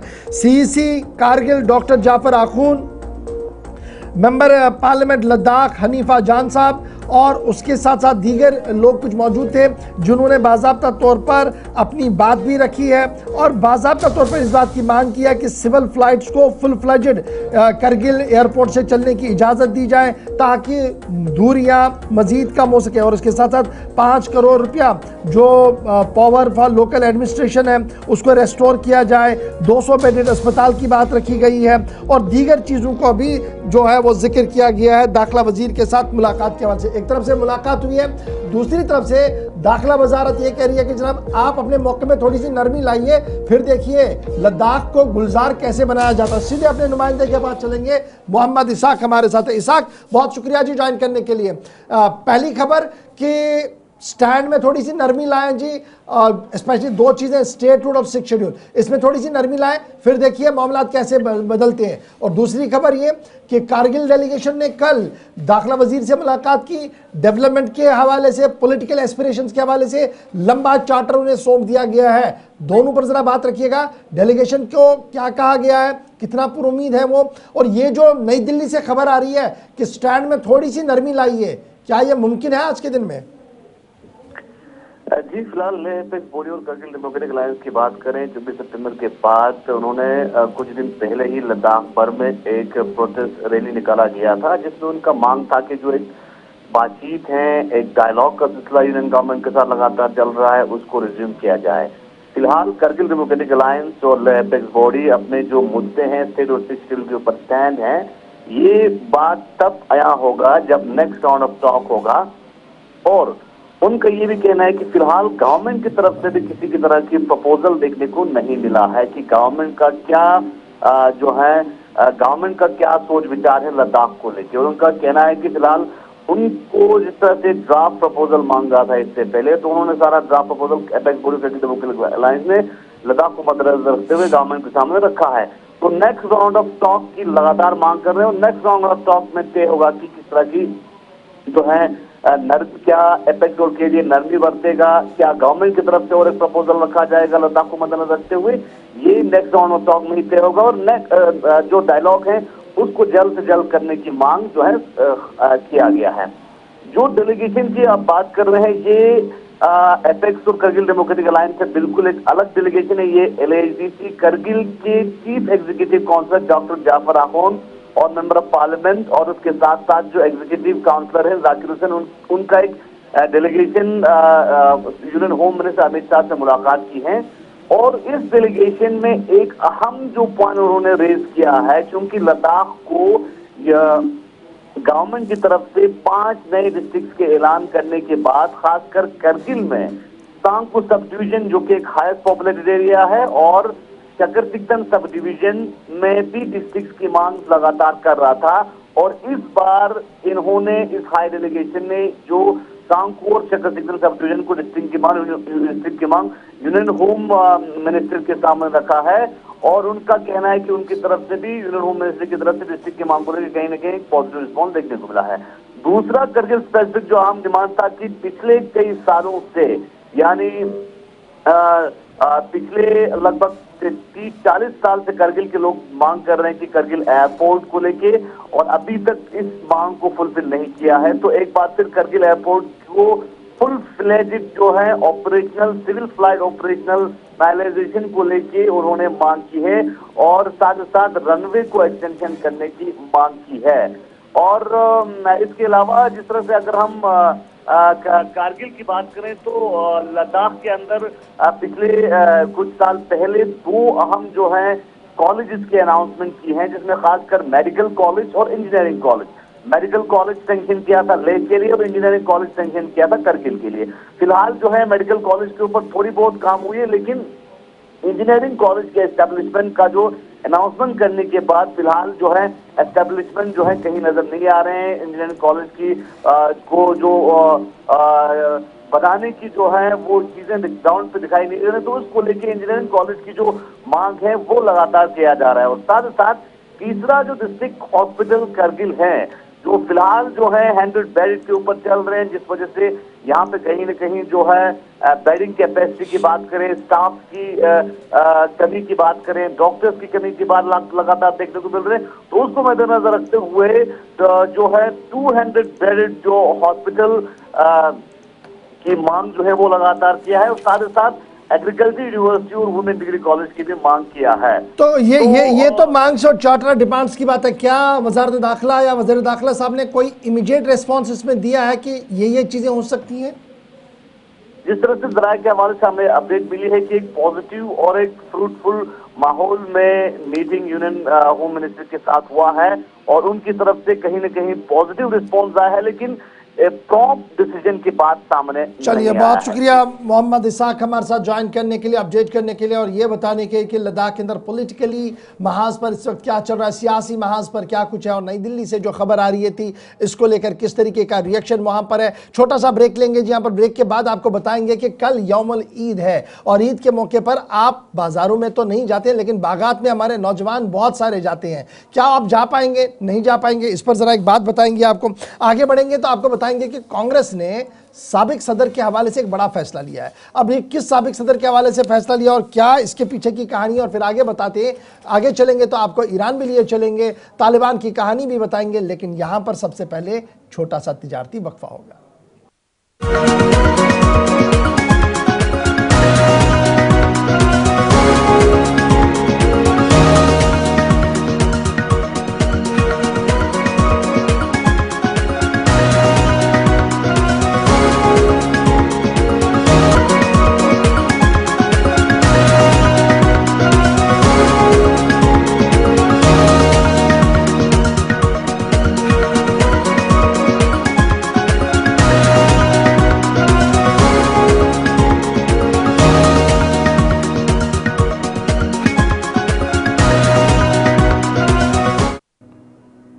ब्रेक के बाद आपका दोबारा खैर मकदम है। प्रोग्राम सलाम जेके में नाजरीन बढ़ते हैं आगे। बात जरा उस सानिया की करते हैं जिसके उस बरस 26 बरस मुकम्मल हो चुके हैं। जहाँ नाजरीन बात हम कर रहे हैं छठी सिंहपुरा, जनूबी कश्मीर के अनंतनाग ज़िले के अंदर जो छठी सिंहपुरा का इलाका है, जहां पर आज ही के दिन यानी कि 20 मार्च 2000 को वो सानिया पेश आया था, जहां पर तकरीबन 37 सिखों का कत्ल आम हुआ था, और उसके आज 26 बरस मुकम्मल हो चुके हैं। अब जो मुतासरीन है वो इंसाफ के मुंतज़िर हैं। उनका मानना है कि मुजरिम कानून के गिरफ्त से आज भी बाहर है, और वो हुकूमत से अब भी मुतालबा कर रहे, अपील कर रहे हैं कि उन्हें इंसाफ फराहम किया जाए। आज ही के दिन ये सानिया पेश आया था, जहां पर तकरीबन 37 सिखों का, जिनमें बच्चे, ख्वातीन और बुजुर्ग शहरी जो है वो शामिल थे, जिनका कत्ल हुआ था, वो आज ही का दिन था, और 26 बरस वो मुकम्मल हो चुके हैं। नाज़रीन आपको बताते चले कि ये छठी सिंहपुरा का इलाका है, जहां रात के दौरान ये सानिया पेश आया था तकरीबन, और वहां पर 37 सिखों का कत्ल हुआ था। छठी सिंहपुरा अनंतनाग का इलाका है, लेकिन अब जो मुतासरीन हैं, जहाँ मकतूलीन के अहल खाना है, उन्होंने सवाल उठाया है कि आखिर उन्हें इंसाफ कब मिलेगा। और जम्मू कश्मीर डॉक्टर हरबख्श सिंह साहब हमारे साथ ज्वाइन कर चुके हैं, मारूफ तजिया निगार भी हैं और सिख कम्युनिटी को लीड भी करते हैं। डॉक्टर सिंह साहब बहुत शुक्रिया जी ज्वाइन करने के लिए। आज का दिन बड़ा इम्पॉर्टेंट है, हिस्टोरिकली आंखें नम हैं, लेकिन जब याद करते हैं छठी सिंहपुरा कत्लेआम को, तो आज 26 साल मुकम्मल, और 26 साल मुकम्मल होने के बाद भी कहीं रहस्य, कहीं मामले ऐसे हैं जिन पर पर्दा ही नहीं उठ पा रहा है, और अभी तक भी क्या इंतज़ार के हक़ में इंतज़ार तवील है कि उन्हें इंसाफ मिल पाए उन लोगों को जिनको कत्ल किया गया था। इशफाक साहब शुक्रिया, आपने इस इशू पे मुझे बोलने का मौका दिया। बड़ी बदकिस्मती की बात है इशफाक साहब, जब हम देखते हैं वो जो बच्चे जिनकी आप फोटोएं देखते हैं वो भी बुजुर्ग हो चुके हैं। 26 साल बहुत होते हैं इंसाफ के लिए। बड़ी सारी गवर्नमेंटें आई, बड़े सारे लोग आए, बड़े सारे लोगों ने बात की, लेकिन आज तक इसमें क्या दाव पेच है? क्यों इस केस, ये वाहिद केस है जम्मू कश्मीर में जिस मैसेकर की बात की जाए तो चाहे कोई भी मैसेकर यहाँ हुआ, कोई भी किलिंग्स हुई, लेकिन आज तक कहीं ना कहीं निकला किसने मारा, क्यों मारा गया। लेकिन आज तक जो कल्प्रिट्स हैं, कल्प्रिट्स आइडेंटिफाई नहीं किए गए, तो इसमें इंसाफ कहाँ मिलेगा? देखो, नौकरी देना उनको या उनको रिहेबिलिटेट करना किसी तरीके से इंसाफ नहीं होता। ये जो एक दाग है, जब हम उस गांव में जाते हैं वो दीवारों पे अभी भी गोलियां और निशान लगे हुए हैं, या हम उन फोटोग्राफ्स को देखते हैं, और अगर आज 26 साल गुजरने के बाद भी हमें इंसाफ नहीं मिल रहा है तो बड़ी बदकिस्मती की बात है। हमारी एक ही डिमांड है कि कम से कम ये जो हिस्ट्री में लिखा जाए कि कहाँ किन लोगों ने ये कत्ल किया और उसके पीछे मकसद क्या था। आज तक government of India, agencies, Jammu Kashmir government identify ही नहीं कर पाई कि किसने किया। एक जो लड़का उस वक्त वहां लोकल अरेस्ट हुआ था, उसके बारे में भी 26 साल से कोई मालूमात नहीं है, उसको कोई ट्रायल नहीं हुई, कहीं कोर्ट में पेश नहीं किया गया। तो ये सारा एक सस्पिशियस मामला समझा जाता है। जब तक ये मंजर आम ना आए, जब तक इसमें फास्ट ट्रैक बुनियादों पे ट्रायल ना हो, तो पूरी कम्युनिटी की तरफ से, पूरे जम्मू कश्मीर की तरफ से गवर्नमेंट ऑफ इंडिया को दरख्वास्त है, एजेंसीज को दरख्वास्त है कि ये जो सानिया हुआ है इसकी तहकीकात की जाए और जो कल्प्रेट इसमें है उनको सजा दी जाए, तो वही एक इंसाफ बनेगा। डॉक्टर हरबख्श सिंह साहब, खबर तो ये भी थी कि last time government has taken serious initiative कि इसको ज़रा एड्रेस किया जाए और जो ग्रीवेंसेस माइनॉरिटी कम्युनिटी की है इस पूरे मामले को लेकर उसको संजीदगी के साथ देखकर इसको एक ही बार हल किया जाए। क्या उसके बाद कोई भी पेशरफ्त इस पूरे मामले में नहीं हुई? नहीं, ये वो कागजों तक ही था, न्यूज़ों तक ही था। उसमें कोई भी जो फरीक है यहाँ के, जो जैसे कि यहाँ की हमारी कमेटियां हैं, हमारे थिंक टैंक्स हैं, हमारे कुछ पॉलिटिशियंस हैं, किसी को भी कहीं ऑन बोर्ड नहीं लिया गया, ना कहीं कोई। देखो, जब तहकीकात ही नहीं है, जब आप देख रहे हो इस मामले में कहीं कोई पेशरफ्ती नहीं है, आप भी बताइए कहाँ आपने सुना है कि इस पे फास्ट ट्रैक कोई अदालत या कोई एक कमीशन बनाया गया, जिस कमीशन ने कोई रिपोर्ट दी गई। मैं जस्टिस बैस, एक सीनियर ये थे जज थे पंजाब के, उनकी एक रिपोर्ट आई थी, लेकिन उस रिपोर्ट को भी गायब कर दिया गया, वो गैर जानिबदार रिपोर्ट थी। तो इसमें जब तक गवर्नमेंट ऑफ इंडिया या एजेंसीज क्लियर नहीं आती, तो ये जो मामला है ये सस्पिशियस लगता है। तो ये हमें हमेशा कंफ्यूजन, उनके बच्चों को, कम्युनिटी को कंफ्यूजन रहेगा कि हमारे साथ ऐसा हुआ क्यों। ये जो कत्ल किया गया, ये जो 26 साल बहुत बड़ा अरसा है। मुझे नहीं लगता कि कोई भी मुल्क, कोई भी कौम इस चीज को बर्दाश्त करेगी कि 26 साल तक आप इंतजार कीजिए और उसके बाद भी आपके बारे में कोई बात नहीं की जाए। आज का दिन जो था, ये मुझे लगता है आज एक छुट्टी होनी चाहिए थी, आज एक ब्लैक डे के तौर पे मनाया जाना चाहिए था जम्मू कश्मीर में। चलिए, बहुत शुक्रिया जी हरबख्श सिंह साहब ज्वाइन करने के लिए, अपडेट करने के लिए कि इंतज़ार अभी भी हो रहा है कि इंसाफ हो, और ये जो अभी भी पर्दा पड़ा है इस 26 साल कत्ल केस के मामले में, इससे पर्दा जो उठे। अब बढ़ते हैं जी आगे, ज़रा बात आपको बताते हैं इंतज़ामिया की, क्योंकि इतलात और ख़बरों के मुताबिक इंतज़ामिया मुतहरिक हो रही है और इंतज़ामिया ने यह फ़ैसला लिया है कि अब आगे जनाब क्या कुछ होगा। कल ईद उल फितर है और ईद उल फितर में अब आप अगर जाना चाहते हैं घूमने के लिए, स्पेशली गुलमर्ग जाना चाहते हैं, तो अब आप नहीं आ सकते। गुलमर्ग आप आइए, लेकिन गंडोला की सवारी आप नहीं कर पाएंगे, क्योंकि इंतजामी अमूर चलाने वाले अफसरों ने ईद उल फितर के पेश नज़र एडवाइजरी जारी कर दी है। जी नाज़रीन, हम बात सयाहती मकाम गुलमर्ग की करें और गुलमर्ग के अंदर जो गंडोला है, अब इंतजामी की जानिब से ये फिलहाल कहा गया है कि ईद उल फितर के मौके पर, यानी कि कल जो गंडोला है वो फिलहाल बंद रहेगा। और इस सिलसिले में जो सयाह है, आने वाले सयाह, उन्हें ये मशवरा दिया गया है कि वो उसी हिसाब से प्लान बनाएं, ताकि उनका जो वक्त है या जो दीगर उन्होंने प्लान इस हवाले से बनाया होगा वो ज़ाया ना हो। अब इस सिलसिले में उन्होंने कहा है कि फ़िलहाल जो आज ऑनलाइन बुकिंग है गंडोला की, वो मामूल ताबी तौर पर ऑफिशियल जो पोर्टल है उनका, उस पर बाज़ाब्ता तौर पर वो ऑनलाइन वो दर्ज कर सकते हैं, बुकिंग कर सकते हैं। लेकिन जो फ़िलहाल 21 मार्च को, यानी कि कल के दिन, ईद उल फितर के दिन, जो गंडोला किसी को उसमें जाना होगा तो फ़िलहाल वो मुअत्तल रहेगा। इंतज़ामी की जानिब से इस हवाले से कहा गया है। और उन्होंने ये भी कहा है कि ईद उल फितर के मौके पर जो सयाहों का रश है वो गुलमर्ग के अंदर बना रहेगा, लेकिन फिलहाल गंडोला वो फिलहाल बंद रहेगा। और इस सिलसिले में उन्होंने सयाहों को भी मशवरा दिया है, जो आने वाले लोग हैं वहाँ पर उन्हें भी ये मशवरा दिया गया, जो इंतजामिया या हुकाम की जानिब से गाइडलाइन से हिदायत जारी कर दी गई हैं उस पर सबको अमल करना होगा। इस सिलसिले में अगर आप भी मन बनाया होगा, आपने भी मन बनाया होगा कि आप गुलमर्ग जाना चाहे ईद के मौके पर, ईद उल फितर के मौके पर, तो फिलहाल आप जा सकते हैं, लेकिन आप गंडोला राइड नहीं कर सकते। फिलहाल उसे एहतियाती तौर पर बंद रखा गया है। गुलमर्ग से हमारे नुमाइंदे इशफाक डार हमारे साथ जुड़ चुके हैं। इशफाक, जरा अपडेट कीजिएगा इस हवाले से, क्या कुछ तफसीलात हैं? जी बिल्कुल गौर साहब, अगर हम गुलमर्ग के हवाले से बात करें तो गुलमर्ग में जो केबल कार का मैनेजमेंट है उन्होंने कल जाके एक ट्वीट किया है कि ईद के दिन जो है ये गंडोला केबल कार जो सर्विस जो है वो मौतल रहेगी।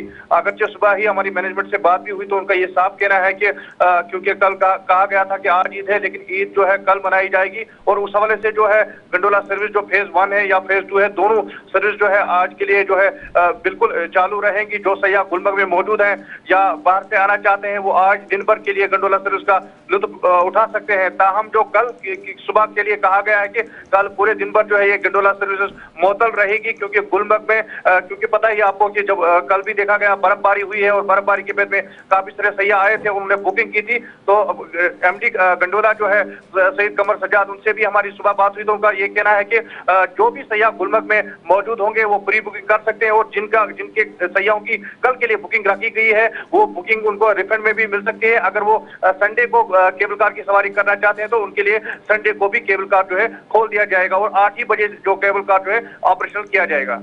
ये जो ईद के दिन बंद रखने की बात हो रही है, इसकी बुनियादी वजह क्या है?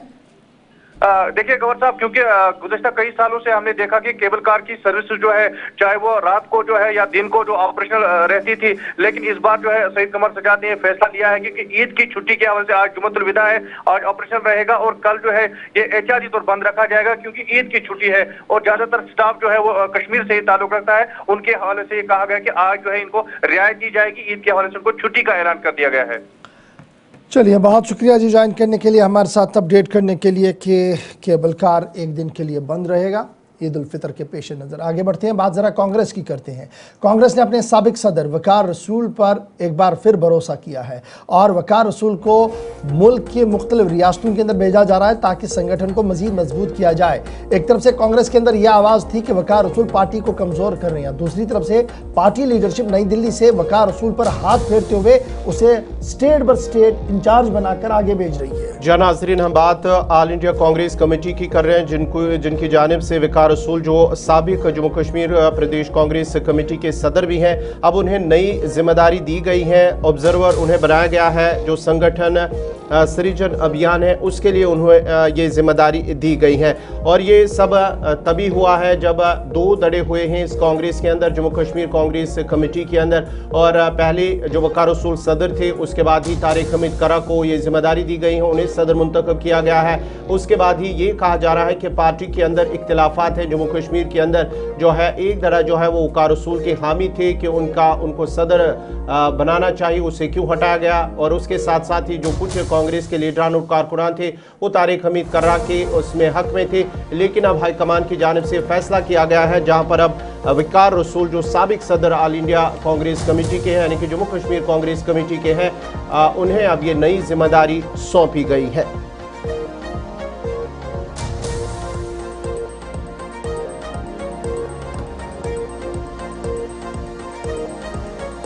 चलिए जनाब, इस खबर के बाद बढ़ते हैं जी आगे। बात जरा उस इंडेक्स की करते हैं जिसे आप खुशी का इंडेक्स कहते हैं और हर साल ये इंडेक्स जारी होता है और मुख्तलिफ मुल्कों के हवाले से ये इंडेक्स बताया जाता है कि कहाँ पर कितने खुशहाल लोग हैं। और अब की बार जो इंडेक्स जारी हुआ है, वर्ल्ड हैप्पीनेस रिपोर्ट जो सामने आई है 2026 की, उसमें भारत ने अपने पायदान में नुमाया बेहतरी की है। नेपाल फिलवक्त 99 पायदान पर है, पाकिस्तान 104 पर है, इंडिया उससे कदरे बेहतर रैंकिंग पर आ चुका है। लेकिन दुनिया में अफगानिस्तान रिमेन अनहैप्पी कंट्री है, यानी बिल्कुल खुशी कंट्री नहीं है। ग्लोबली इसका रैंकिंग जो है वो 147 आया है। भारत की रैंकिंग जो है वो 64 आई है। ताहम ये साफ कर दिया गया है कि अभी भी कुछ ऐसे मामलात हैं जिन पर बात करना काफ़ी ज़्यादा ज़रूरी है। Happiness and social media highlight global values के हवाले से ये रैंकिंग जारी कर दी गई है। इसराइल को टॉप 10 में आ चुकी है और 8वें पायदान पर वो है। यूक्रेन 111वें पायदान पर है। और ये कहा गया कि भारत ने अपने नुमाया फिगर्स में फ्रॉम 78 टू 61 टू 64 जब ये आया है तो ये कदर बेहतर जो है वो बताया जा रहा है। और ये ओवरऑल रैंकिंग जो है वो जारी कर दी गई है। नेपाल की रैंकिंग 99, पाकिस्तान 104, श्रीलंका बांग्लादेश जो है वो 134 और 127 रिस्पेक्टिवली। अफगानिस्तान ग्लोबली 147 पोजीशन पर है। म्यांमार ने 129 और पैलेस्टीन स्टेट 109, 109वीं रैंकिंग उसकी है। और यूक्रेन 111 पर है। इजराइल टॉप 10 में आ चुका है और ये रैंकिंग जो है वो रात देर गए जारी कर दी गई है आलमी इदारों की तरफ से। अब चलते हैं जी आगे, बात ज़रा आगे बताते हैं आपको पाकिस्तान की, अफगानिस्तान की, क्योंकि पाक अफगान के बीच जंग चल रही है। अफगानिस्तान पर हमले हुए हैं, लोग मारे गए हैं, अस्पताल में 200 से ज़्यादा लोगों की मौत हुई है। पाकिस्तान ने साफ कर दिया है कि उन्होंने ऐलान जंग अफगानिस्तान के खिलाफ कर दिया है। चीन समेत कई मुस्लिम मुल्कों की तरफ से जो सालसी का रोल चल रहा था उसमें मासर नतीजे जो वो दिखना शुरू हो गए हैं और बाज़ाब्ता तौर पर फिलहाल 3 दिन के लिए सीज़ फायर का ऐलान कर दिया गया है। तालिबानी हुकूमत ने और पाकिस्तानी हुकूमत ने इस बात पर मुत्तफिक हुए कि ईद उल फितर के पेश नज़र फिलहाल 3 दिन के लिए सीज़ फायर होगा, ना जंग मुआहिदा होगा। पाक अफगान की तरफ से आर्जी तौर पर फिलहाल गोलियों, बम्बू, रॉकेटों और एयर हमलों पर परहेज़ किया है और कहा कि 3 दिन तक ये मुआहिदा जो है वो नाफिजुल अमल रहेगा और किसी तरीके से कोई भी शख्स अमल ज़रा ये जो है कार्रवाई नहीं करेगा। सीज़ फायर के हवाले से आपको याद होगा कि सऊदी अरब, तुर्की और कतर, ये 3 मुल्क ऐसे थे जो मुसलसल इस बात को चाह रहे थे कि ये नहीं हो। और इस बीच चीन का ये स्टेटमेंट आया कि पाक अफगान के बीच में जो मुआहिदा हुआ है 3 दिन का ये मौसर होगा और उन्हें उम्मीद है कि आगे भी ये चलेगा। टीटीपी ने सीज़ फायर को कहा है कि जनाब ये ईद के पेश नज़र तो किया गया है, लेकिन आगे जब अफगानिस्तान की सूरत हाल को आप देख रहे हैं उनकी तरफ से साफ कर दिया गया है कि हमारी खामोशी को कमज़ोरी ना समझा जाए, हम भी पलटवार जो है वो कर सकते हैं। तो फिलहाल बड़ी खबर ये कि 3 दिन के लिए राहत आपको दिखेगी पाक अफगान बॉर्डर पर, जहां मुसलसल गोलियां, धमाकों और एयर हमलों में आम लोग मारे जा रहे थे। कि ईद उल फितर से कबल ही पाकिस्तान और अब अफगान तालिबान की जानिब से इस पर हामी भर ली गई है कि ईद उल फितर से कबल यानी कि 3 दिनों तक ये जंग बंदी रहेगी, पीर तक ये जंग बंदी रहेगी। और इसमें जो है सालसी का किरदार सऊदी अरब, कतर और तुर्किया की जानिब से किया गया है और उन्होंने फ़िलहाल इन पर जोर दिया है कि नाजरीन आपको बताते चले कि जिस तरह से पाकिस्तान की जानिब से अफगानिस्तान पर जो हमले किए गए लगातार, जिनमें फ़िज़ाई हमले, सरहद पर भी कशीदगी, सैकड़ों अफराद जो है उन हमले में जाम बहक हुए हैं। छोड़ो चलो।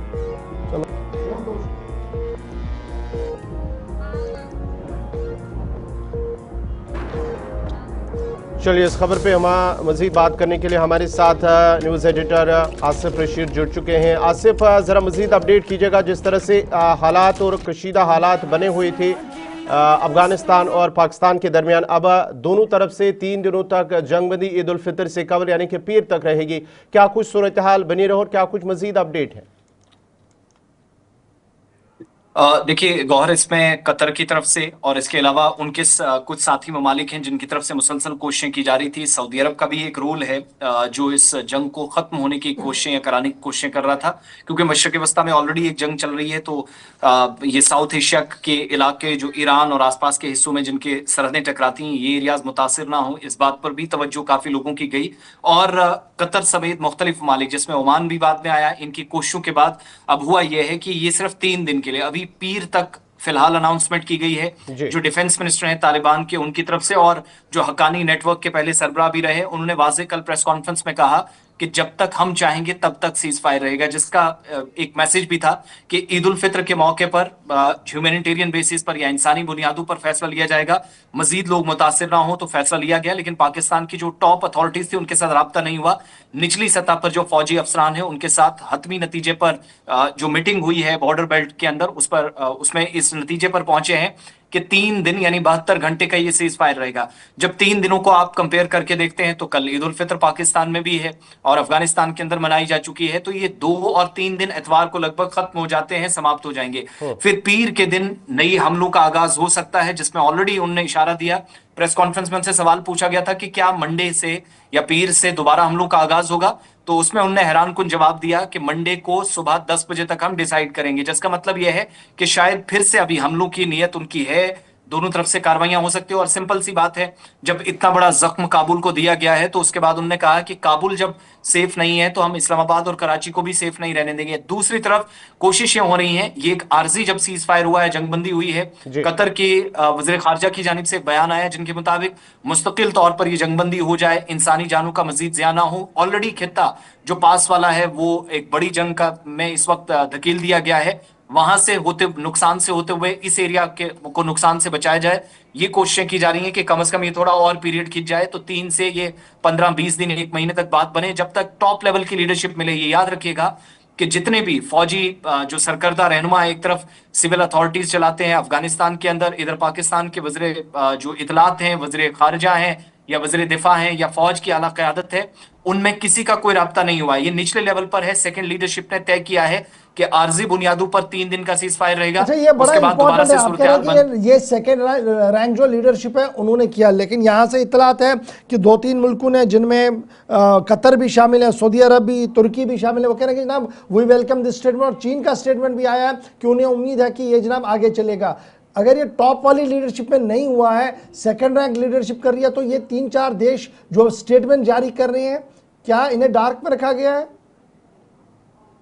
बिल्कुल आप कह सकते हैं। देखिए, मैंने कहा ना कि प्रेस कॉन्फ्रेंस में सवाल पूछा गया जो इस वक्त डिफेंस मिनिस्टर है तालिबान के, तो उन्होंने कहा कि 10 बजे तक पीर को हम डिसाइड करेंगे। टोलो न्यूज से भी बात कर रहे थे, सेम अल्फाज उन्होंने दोहराए। तो इसका मतलब यह है कि एतवार की शाम के बाद फिर से तनाव बढ़ सकता है, जो वो कह रहे हैं। फिर जब आप उनके टॉप कमांडर की तरफ जाएंगे जहां ऑलरेडी जिहाद का ऐलान हुआ है, तो इन सारी चीजों को कंपेयर करके आप देखेंगे, इधर सीज फायर के साथ आर्जी सीज फायर का लफ्ज बार बार तालिबान इस्तेमाल कर रहा है, जो पाकिस्तान की अथॉरिटीज भी बहुत गहराई के साथ इसको डिस्कस कर रही थी। दूसरी ये भी याद रखिएगा कि जब कल एक बड़ी बैठक हुई है, एक मीटिंग हुई है इस्लामाबाद के अंदर, जहां पर जब मुलाकात चल रही थी पाकिस्तान के टॉप लीडरशिप की, तो वहां एक बात का जिक्र हुआ कि मौजूदा सूरत हाल जो है इस पर अगर काबू पाया जाएगा, लेकिन फिलहाल हमें टिट फॉर टैट करना होगा। जो जिस हिसाब के हमले काबुल से किए गए, हम जवाबी कार्रवाइयां करेंगे, जिसमें एक हमने देखा कि जिसमें 400 लोग मारे गए। ठीक है आसिफ, आप जरा बने रहिएगा हमारे साथ। पाकिस्तान का बात चले, जरा एक और खबर ब्रेक कीजिएगा, वो भी बड़ी इंपॉर्टेंट है। और इतलात और खबर यह है कि 23 मार्च यानी पाकिस्तानी डे पर अब पाकिस्तान के अंदर किसी तरीके की कोई परेड नहीं होगी। मशरिकी वस्ता की ताज़ा तरीन सूरत हाल के बाद और उसके बाद जो सूरत हाल आसपास के रियासतों के अंदर बन रही है, पाकिस्तान ने रिपब्लिक डे मिलिट्री परेड को कैंसिल करने का फैसला ले लिया है।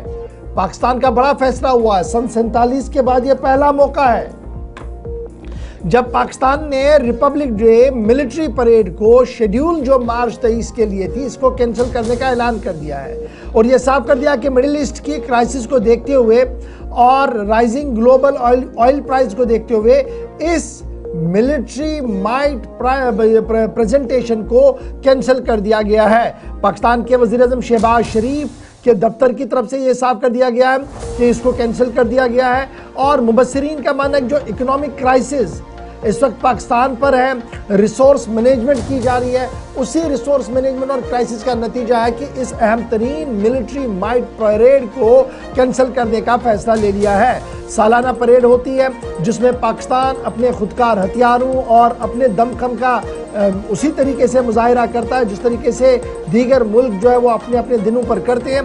ताहम पाकिस्तान ने अब की बार ये फैसला लिया है कि जनाब इस तरीके से कोई भी ये जो शो यहाँ पर 23 मार्च को नहीं होगा। अब ये कब फैसला हुआ है? तुलसी गबार्ड का आपको कल का याद होगा कि लॉन्ग रेंज मिसाइल्स पाकिस्तान बना रहा है जो अमेरिका के लिए खतरनाक हो सकता है। और ये अलार्म बजने के साथ ही पाकिस्तान से ये अलार्म कि हम मिलिट्री वाली रैली नहीं करेंगे जी, परेड नहीं करेंगे। कैसे इसको देखा जा रहा है विद इन द पाकिस्तान? ये जो रिपब्लिक डे मिलिट्री परेड हर साल होती थी, कैंसिल करना।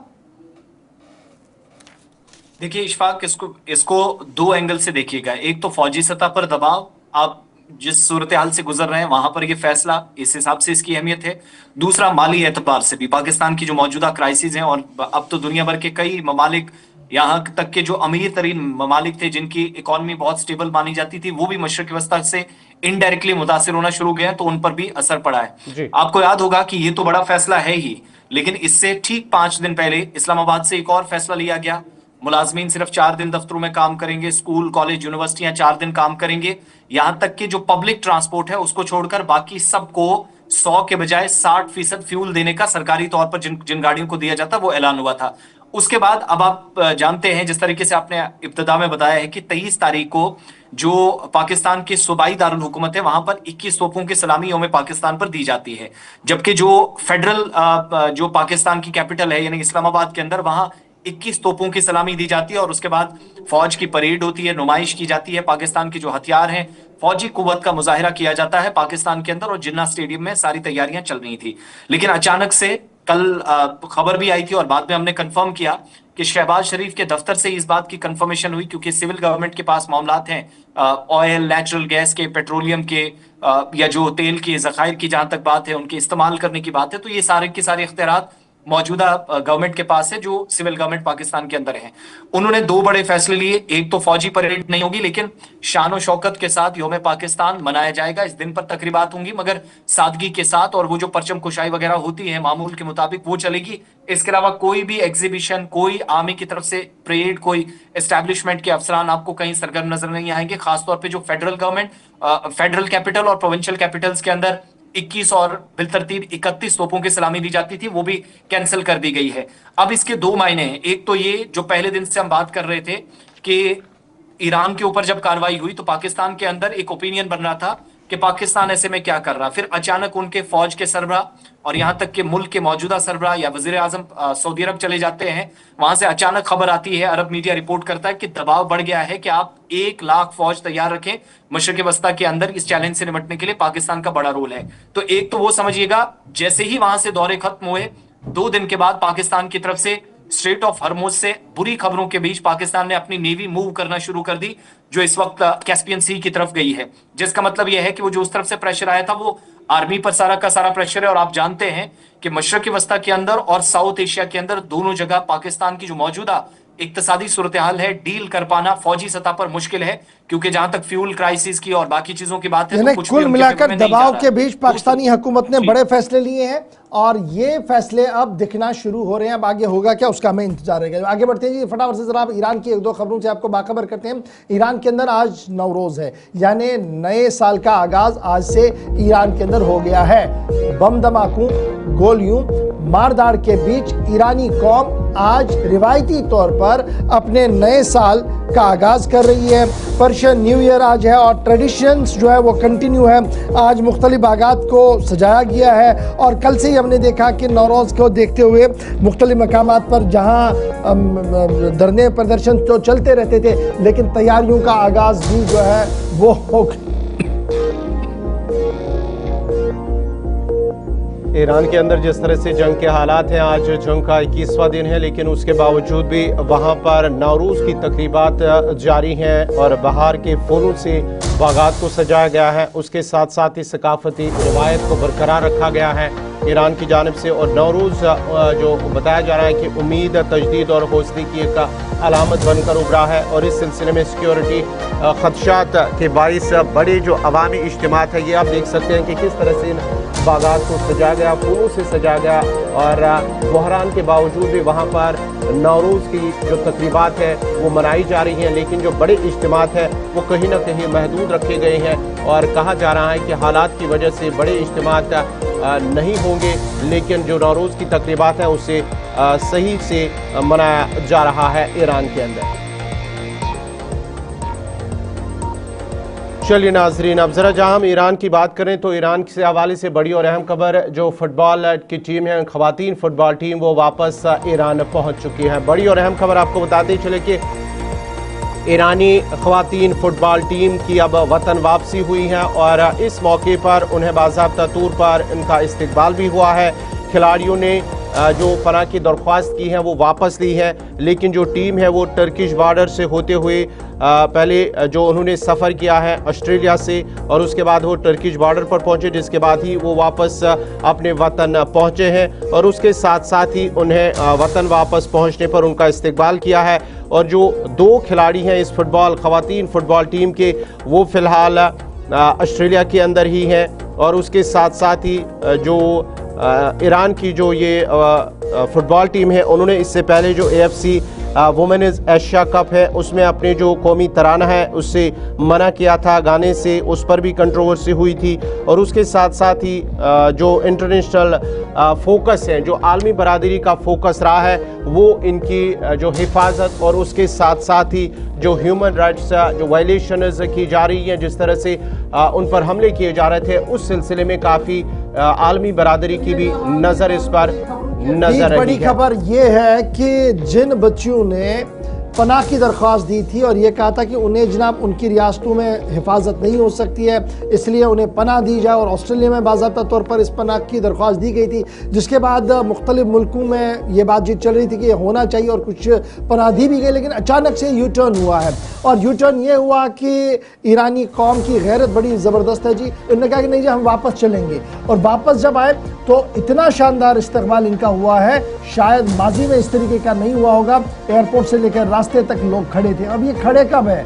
जब आयतुल्लाह अली खामनेई साहब की शहादत हुई तो उसके बाद नाज़ेबा अल्फाज का इस्तेमाल भी इन लोगों की तरफ से किया गया था और बड़ी चीज़ें ईरान के खिलाफ बताई गई थी। लेकिन at the end of the day उन्हें इस चीज़ का इल्म हुआ कि सूरत हाल किस तरीके की बन रही है, क्या कुछ वर्ल्ड ऑर्डर बन रहा है, वर्ल्ड सिनेरियो के बीच ईरान कहाँ पर जा रहा है। They decided to come home, और जब वो घर आए तो तस्वीरें आपके सामने है। अकेले नहीं, मुल्क कौम उनके सामने इस्तकबाल के लिए खड़ी थी, डिस्पाइट द फैक्ट कि कौमी तराना और परचम कुशाई के लिए वो खड़े नहीं थे। लेकिन जब ये एहसास हुआ गलती हुई, वापस आए तो सूरत हाल तब्दील हुई ईरान के अंदर भी। देखते हैं इसके बाद बढ़ते हैं जी आगे। ज़रा बात एक और ख़बर की करते हैं, ईरान के पार्लियामेंट की बात करते हैं और बात करते हैं हरमुज़ की, अबनाए हरमुज़, यानी वो छोटा सा दर्रा जो इस वक्त बंद पड़ा है, जहां पर ईरान ने मुकम्मल कंट्रोल लिया है। और सदर अमेरिका डोनाल्ड ट्रंप कह रहे हैं कि फौजी भी भेजेंगे, कार्रवाई भी करेंगे और यहां से तिजारती रास्ते को बहाल करेंगे। लेकिन इतलात और खबर यह है कि ईरानी पार्लियामेंट ने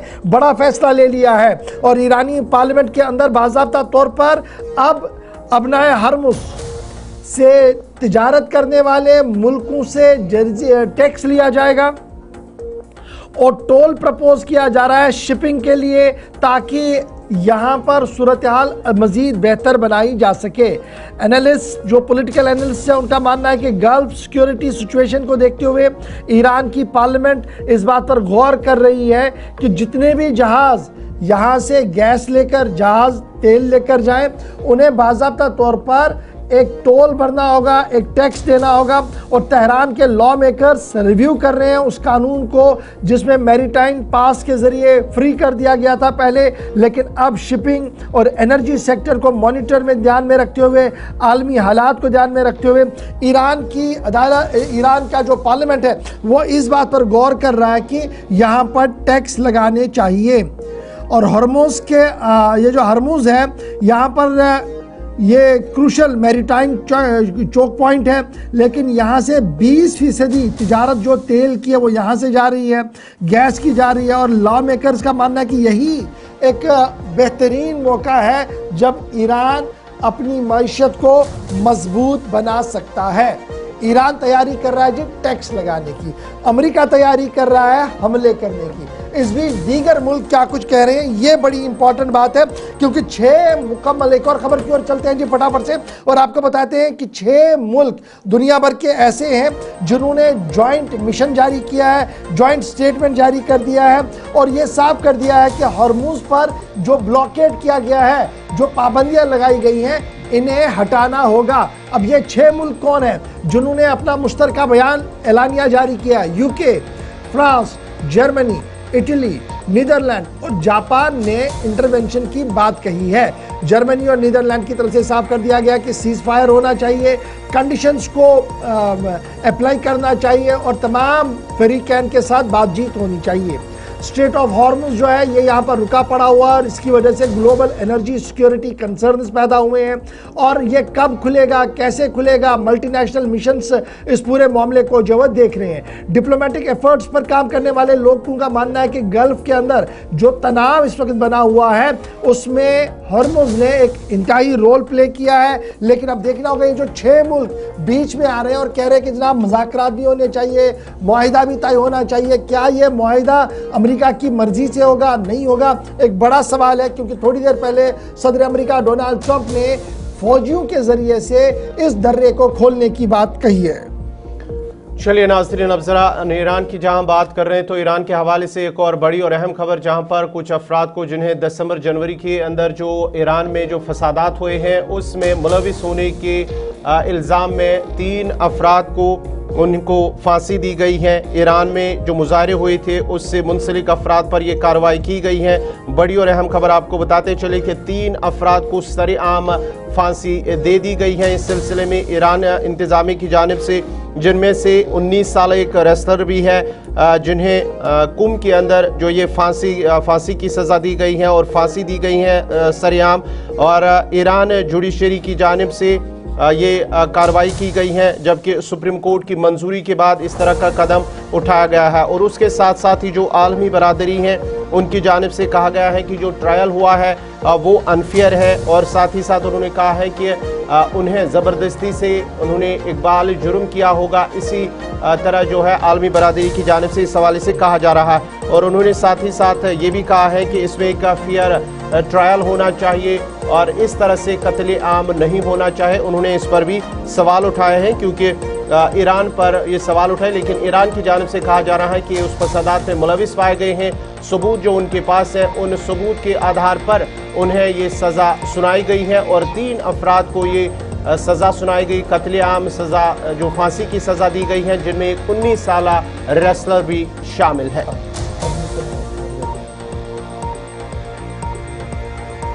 ईरान, इजराइल और अमेरिका की बात कर रहे हैं तो वहीं पर अब नेतन्याहू के, इजराइल के वज़ीर-ए-आज़म बेंजामिन नेतन्याहू की जानिब से कल उन्होंने एक अवाम से खिताब करते हुए इस बात का एतराफ़ किया है कि जो ईरान के अंदर हमने लड़ाई शुरू की है ये जौहरी लड़ाई नहीं है, जौहरी ताकत की लड़ाई नहीं है, ये सिर्फ लड़ाई जो है ये तेल के लिए लड़ाई है। उस हवाले से जो इजराइल के वज़ीर-ए-आज़म बेंजामिन नेतन्याहू उनकी जानिब से जौहरी और मिसाइल खतरात को निशाना बनाने का ऐलान भी कर दिया है बेंजामिन नेतन्याहू की जानिब से। और उन्होंने ये भी दावा किया है कि जो उन्होंने जंग शुरू की है वो जंग जीत रहे हैं और आलमी सतह पर जो तेल की जो तेल दरामदात होते हैं या तेल का जो कारोबार है उससे कहा कि ये हम चाहते हैं कि जो सारा तेल है उस पर कंट्रोल हासिल करे। बेंजामिन नेतन्याहू की जानिब से इस हवाले से कल जब उन्होंने अवाम से खिताब किया है तो इस बात का जिक्र किया है और ऑपरेशन राइजिंग लाइन का जो उन्होंने जिक्र किया है कि उस सिलसिले में हम कामयाब हो रहे हैं और जो हमारा हदफ है उससे हम बराबर निशाना बना रहे हैं और आने वाले वक्त में इजराइल की ये जीत होगी जिस तरह से निशाना बनाया जा रहा है। जब मुसलसल ये कहा जा रहा है कि बेंजामिन नेतन्याहू मुल्क के अंदर नहीं है, जापान में है, कहीं और चले गए हैं, कहीं पर ये खबरें आ रही थी उनकी मौत हुई है, एआई वीडियोस को लेकर ट्रोल हो रहे थे।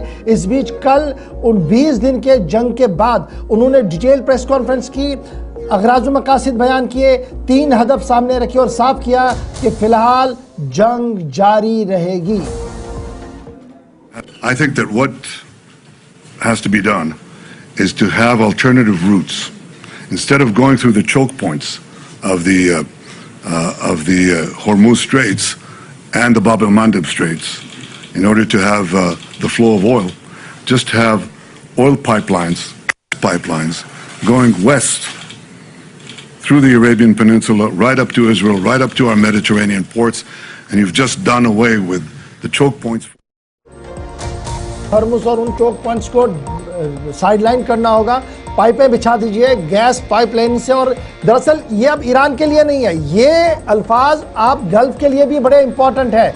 सऊदी अरब, बहरीन, कतर, यमन, इनके लिए एक बड़ा पैगाम बेंजामिन नेतन्याहू साहब ने दिया कि जनाब हम आपको भी साइडलाइन करेंगे, क्योंकि अब हम पाइपलाइन के जरिए से गैस लेंगे और इस पर काम बहुत जल्द शुरू करना होगा यूरोप और अमेरिका को लेकर। लेकिन इस बीच एक और बड़ी खबर, और खबर ये कि अमेरिका को झटका लगा है। न सिर्फ अमेरिका को झटका लगा है बल्कि पूरी दुनिया के जो अस्करी कमांडर्स हैं, फौजी कमांडर्स हैं, उन्हें भी झटका लगा है, क्योंकि ईरान ने F-35 को गिराने में कामयाबी की है और IRGC की तरफ से बाज़ाब्ता तौर पर वीडियो जारी कर दिया गया है। और जब वीडियो जारी किया तो पेंटागन और सेंटकॉम को भी बयान देना पड़ा और यह साफ किया कि ये जो हमला हुआ है, ये जो यूएस का F-35 को इमरजेंसी लैंडिंग करनी पड़ी है, IRGC का क्लेम है कि मिसाइल हमला हुआ, हमारे रडार पर वो आया, हमने उसको ट्रैक किया और ट्रैक करके हमला किया। IRGC ने बड़ी क्लेम की, F-35 के हवाले से वीडियो जारी कर दिया। सेंटकॉम का मानना है कि जनाब हम इस पूरे मामले की इन्वेस्टिगेशन कर रही है, पायलट सेफ है और उसने यू टर्न लेते हुए वहां से निकला है।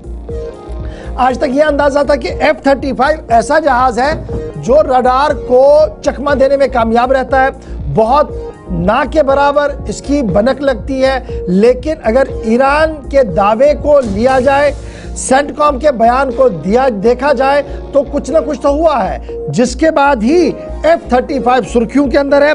फिलहाल रेवोल्यूशनरी गार्ड्स IRGC का बड़ा दावा कि उन्होंने अमेरिकी के इस बड़े फाइटर जेट F-35 को रडार में लिया, हमला किया, गिराने में कामयाब हुए हैं। उनकी तरफ से यह दावा किया गया, तस्वीर भी IRGC की तरफ से ही रिलीज कर दी गई है। चलिए जनाब, ये तो थी बातें कुछ अमेरिका से लेकर ईरान और ईरान से लेकर पाकिस्तान और जम्मू कश्मीर के हवाले से। फिलहाल प्रोग्राम सलाम जेके में आज हमारे साथ बस इतना ही। कल यौमुल ईद है, ईद प्रोग्राम में ज़रूर हमारे साथ ज्वाइन कीजिएगा। श्रीनगर और जम्मू स्टूडियो से बैक वक्त तो प्रोग्राम आपके सामने आएगा। फिलहाल हमें देंगे आप इजाज़त इस उम्मीद के साथ कि आप बने रहेंगे गुलिस्तान न्यूज़ के साथ। अल्लाह हमी व नासिर।